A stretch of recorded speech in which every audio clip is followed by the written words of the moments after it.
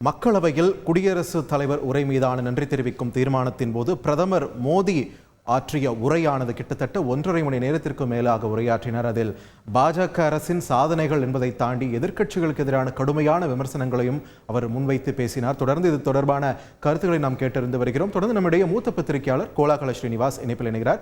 வணக்கம் திரு கோலாகல ஸ்ரீனிவாஸ், இணைப்பில் இணைந்தமைக்கு மிக்க நன்றி. ஊழலை ஒழிப்போம், அதை தாண்டி கொண்டு போன பணத்தெல்லாம் திரும்ப கொண்டு வருவோம் அப்படின்ற ஒரு விஷயத்தை 2014 தேர்தல் களத்திலிருந்து கேட்டுக்கிட்டு இருக்கோம். இந்த தேர்தல் களத்தில் அதை தான் கேட்க போறோம் போல இருக்கு. அது இன்னும் பழிக்கும்னு நினைக்கிறீங்களா? தேர்தல் களத்தில் அதையும் தாண்டி 370 இடங்களை வெல்லுவோம் அப்படின்னு பிரதமர் சொல்லியிருக்காரு. ஆன்டி இன்கம்பன்சி அப்படின்ற ஒரு விஷயம் இந்தியாவில் இப்போ இல்லை நீங்க நினைக்கிறீங்களா? உங்களுடைய பார்வை இன்னைக்கு இருக்க சூழ்நிலையில் அப்படித்தான். ஆன்டி இன்கம்பன்சிங்கிறது ஒரு ஆளுங்கட்சியால மட்டும் உருவாக்கப்படுற ஒரு விஷயம் இல்லை, எதிர்கட்சிகளாலும் உருவாக்கப்படுகிற ஒரு விஷயம். எதிர்கட்சிகள் ரொம்ப பலவீனமாக இருக்கிற போது ஆளுங்கட்சியை சார்ந்து ஒரு ஆன்டி இன்கம்பன்சி உருவாகும். அந்த பலவீனமாக இருக்கிறப்போ அதுக்கு ஒரு ப்ரோ இன்கம்பன்சி உருவாகும்.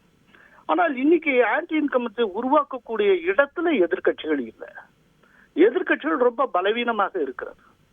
அதைத்தான் மோடி அவர்கள் சொல்லுகிறார். தேர்தலை சந்திக்க சக்தியற்று எதிர்கட்சிகள் இருக்கின்றன, காங்கிரஸ் தன்னுடைய கடையை இழுத்து மூடி விட்டது, ரொம்ப கடுமையெல்லாம் சொல்லி இருக்கிறார்.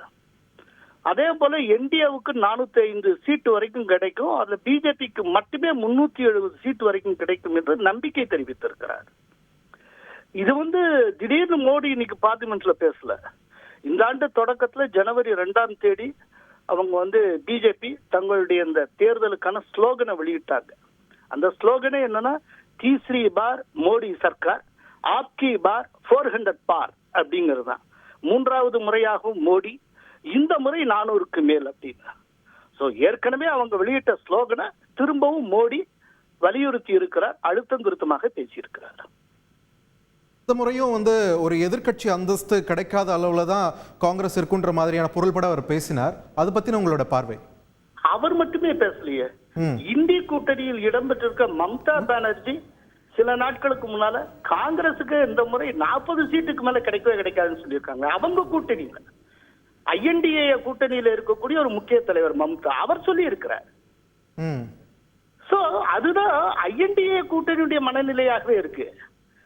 அவங்களுக்குள்ள இன்னைக்கு வரைக்கும் இவ்வளவு பெரிய மெகா கூட்டணி ரொம்ப போக்கஸ் பண்ணாங்க, ஒரு கன்வீனர் உண்டா இது வரைக்கும்? இன்னைக்கு வரைக்கும் அவங்களால கேட்டகரிக்குள்ள இன்னார் தான் பிரைம் மினிஸ்டர் கேண்டிடேட்னு போட முடிஞ்சுதா?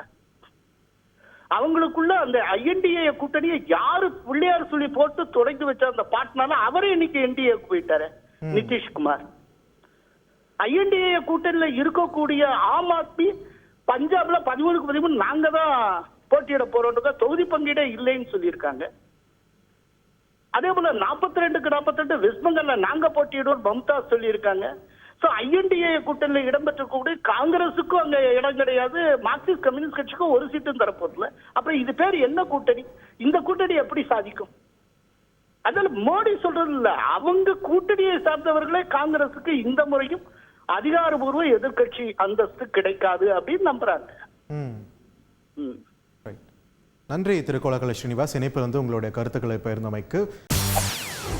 செய்திகளை உடனுக்குடன் தெரிந்து கொள்ள உடனே சப்ஸ்கிரைப் பண்ணுங்க.